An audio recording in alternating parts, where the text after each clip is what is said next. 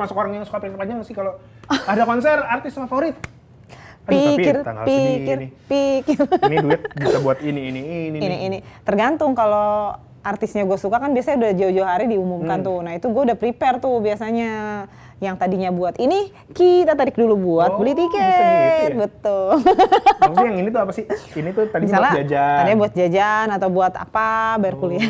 Bayar kuliah? Enggak kan, bisa di subsidi silang ya kan. Tiba-tiba, ini kapan lagi ke Indonesia, gitu kan. Makanya kalau mau kuliahnya di MNC University aja. Wah, keren banget. Dapat beasiswa ya. Dapat beasiswa dan biaya pendidikannya nggak mahal. Betul, tapi kualitasnya nomor satu. Dan lulusan-lulusannya bisa langsung diterima di MNC. Nah ini nih. Nah ini dia nih. Kemarin ini yang kemarin NCT. Iya nih, Gaby nih yang bikin nih. Kemarin tuh gue pengen ke situ tapi gue kuliah. Kenapa namanya Dream Zen sih? Fit NCT itu? Oh jadi ada banyak unit. Ada banyak unit-unit, ada NCT Wish, NCT Dream, dan lain sebagainya, ada wifi. Makanya namanya Dream Zen, karena namanya NCT Dream. Iya, jadi nama fansnya ikutan. Oh, disebut NCT Dream karena apa? Orang-orangnya emang mungkin suka... bermimpi ya? Bermimpi kah? Suka tidur kah? Mungkin ini adalah pria-pria impian. Iya, energik banget ya. Oh iya, ciri khasnya K-pop itu kalau dance nggak nanggung-nanggung, lompat tuh. Tapi sambil nyanyi. Ini kan biasa kalau orang nyanyi sambil joget aja itu ngos-ngosan. Ini nyanyi sambil lompat. Iya, karena ngos-ngosan. Apa sebenarnya jangan-jangan ternyata lip sync lagi. Karena mereka udah latihannya dari kecil. Tapi memang tidak dipungkiri ada idol-idol yang instan ya. Jadi mereka didebutin dulu. Didebutin dulu.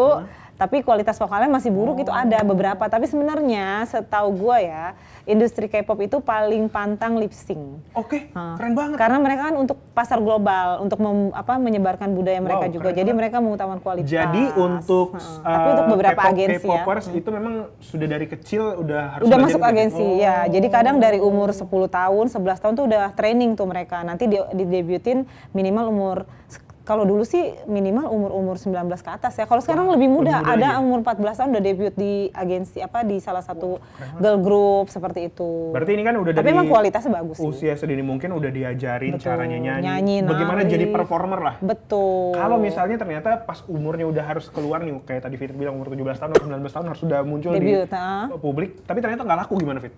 Biasanya nanti bubar. Memang bisnis K-pop tuh keras banget. Jangankan agensi kecil ya, sesama agensi besar aja kadang artisnya tuh akhirnya ada yang bubar di tengah jalan karena nggak sanggup dengan persaingannya. Oh, terus abis itu karirnya gimana?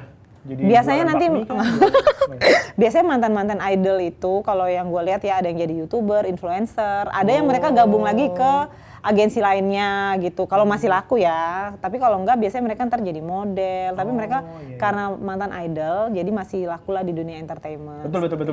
Atau mungkin jangan-jangan misalnya nih ada dia jadi idol, tapi along the way nggak berkembang, seberhasil atau nggak seberkembang itu, terus dia tinggal datang ke negara-negara yang lagi suka banget sama Korea, tinggal datang terus pura-pura jadi artis. Ada yang kayak gitu. Ada di Indonesia ada. Kayaknya ada deh. Siapa namanya? Tapi lupa. Hampir saja dia masuk ke dalam perangkap. Ada. Karena memang jualan aroma-aroma K-pop kan laris tuh di Indonesia. Wajah-wajah Korean style, iya. Jadi kayak cari duitnya di sini gitu kan. Yang mantan-mantan member itu ada. Ada toh. Oke. Tapi ya selama disukai, oke sih. Yang penting kan punya kualitas. Ini kalau ngeliat di layar kenapa Fit nih ada pakai topeng? Ini kayaknya gimmick ini. Belanja, bilnya bayarin dong. Ini gimmick konser ini. Ini kenapa nih ngasih lihat kantong? Kenapa nih? Itu kantong apa kantong sih? Iya.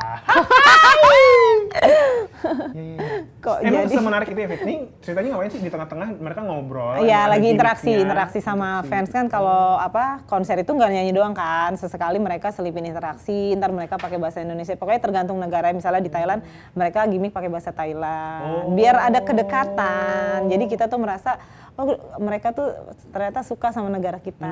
Padahal emang udah dipelajari. Iya, mau nggak mau dia harus menghargai si negara. Ada game-game di tengah-tengah. Siapa yang di sini saldonya paling kecil? Gitu nggak ada ya? Ada, biasanya ada games. Waktu itu gue juga nonton, bukan kalau gue fan meet waktu itu.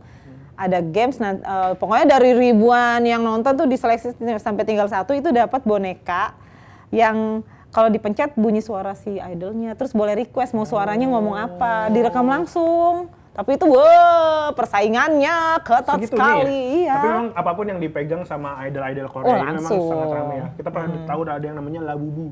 Oh, Labubu. Iya. Gara-gara Lisa Blackpink. Hari Senin, hari Selasa, hari apa? Labubu. Ya, garing sekali ya.